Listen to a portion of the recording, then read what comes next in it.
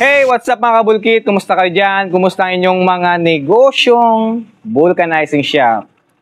Meron tayong kabulkit from Romblon. Shout out sa'yo. Junjun, sabi mo nga sa akin, gusto mo ng advice kung paano magsimula ng isang vulcanizing business. Ayon sa ating kabulkit na si Junjun, 7 taon na daw siyang namamasukan bilang tireman sa isang kumpanya. At gustong-gusto niya nang magsarili o magsimula ng isang vulcanizing business. Kaso nga daw, hindi niya alam kung saan at paano magsisimula. Naiintindihan kita dahil syempre, siguro nakikita mo yung mga kagamitan dyan sa kumpanya nyo, may kamahalan. Eto kabulkit, Jun, at sa lahat na din na may balak magsimula ng vulcanizing business, hindi nyo kailangan ng sobrang gaganda, high-tech na kagamitan. Magsimula kayo sa kung ano lang ang meron kayo. Doon, at paunti-unti, palaguin nyo. Ganun lang yon. Magsimula kayo sa maliit at pangarapin nyo ang lumaki. Dahil napatunayan ko na yon mga kabulkit. Diyan ako galing sa mga kagamitan na galing sa junk shop, mano-mano. Yan ang naging inspirasyon ko para palaguin itong aking negosyong vulcanizing shop. Kaya huwag niyong isipin agad na mamumuhunan kayo ng sobrang lalaki. Hindi basta-basta yung ilalabas mong kapital para sa negosyong to. Kung ano lang ang meron kayo, simpleng panikwat, simpleng pangluto, maliit na kompresor, okay lang yan. Kasi darating at darating ang panahon na marirealize nyo na kailangan nyong mag-upgrade. At doon, sigurado ako na mapupush kayo o magsasakripisyo kayo para mabili yung mga kagamitan na gusto nyo. Marami kasi sa atin na hype doon sa mga nakikita natin na mga kapwa kabulkit natin na nagagandahan yung kagamitan. Kaya nasa utak natin na ay hindi ko pa kayang magsimula kasi wala akong ganito, wala akong ganyan, wala akong machine na tire changer, kaya matatagalan pa ako magsimula. Mali mga kabulkit. Magsimula kayo kahit mano-mano. Okay yan. Huwag kayong matakot.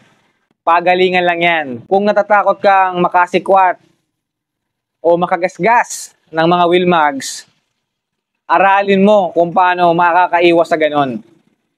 Marami ng tutorial ngayon. Marami tayong mga kapwa-kabulkit na nagbablog din ng mga ganong estilo. Andyan si Master K, andyan si Rex Lonsaga, si Miko. Doon manood ka. Yun, sigurado mas magagaling sila sa akin. Panoorin nyo sila at sigurado ako marami kayong matututunan. O basta yun mga kabulkit ha, huwag matakot magsimula sa kung ano lang meron kayo. Kahit pa yan mga mano-mano. Kasi darating at darating ang panahon, lalaki yan. Okay? At syempre, meron na naman tayong mga kapwa kabulkit na nagtiwala sa aming Wheeler Power Tools. I-shout out ko lang Noel Sarcauga ng Salvacion Street, Libod, Pandan, Catanduanes. Kapatid, ito yung order mo sa akin na 1/2 impact wrench. Andito rin yung tube gum. Etong tube gum kapatid, kapag ito hindi makaluto o pangit ang pagkakaluto o expired o paso, message mo ko, ibabalik ko ang binayad mo. Shout out din sa'yo, Divina Pakatang Pouch ng Purokdos, Tambis, Lamacan, Sibunga, Cebu. Madam, eto naman yung in-order mo na 6,800 Newton meter na 1-inch impact wrench. Mamaya, itetest ko to para makita mo na ito ay hindi depektibo. Bale, isang set po ang kinuha mo sa akin. Merong hose na 20 meters at impact stand. Kulay pula po yun, madam.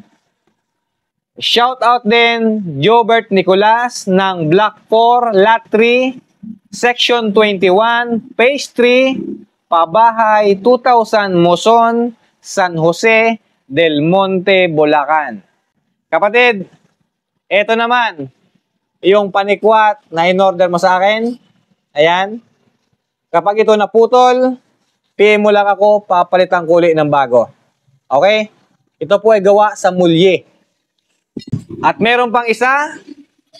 Shout out sa iyo, Kabulkit, Arnold B. Puego ng Salukon, Panitan, Capiz.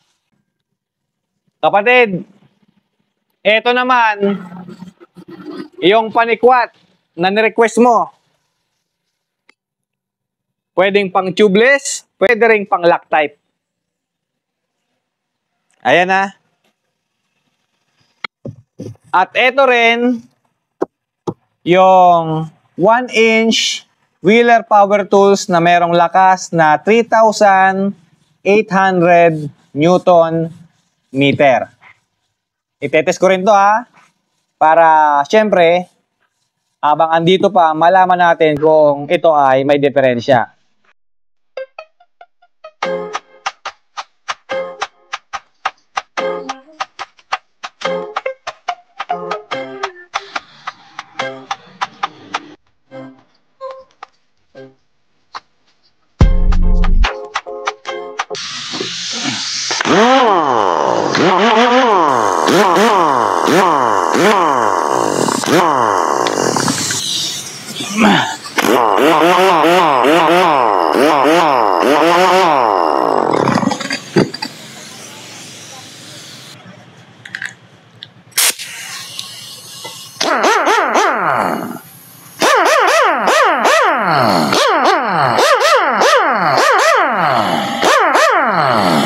Nagsimula lahat sa isang munting pangarap ng batang mula sa hirap at nagsusumikap na maabot ang tuktok.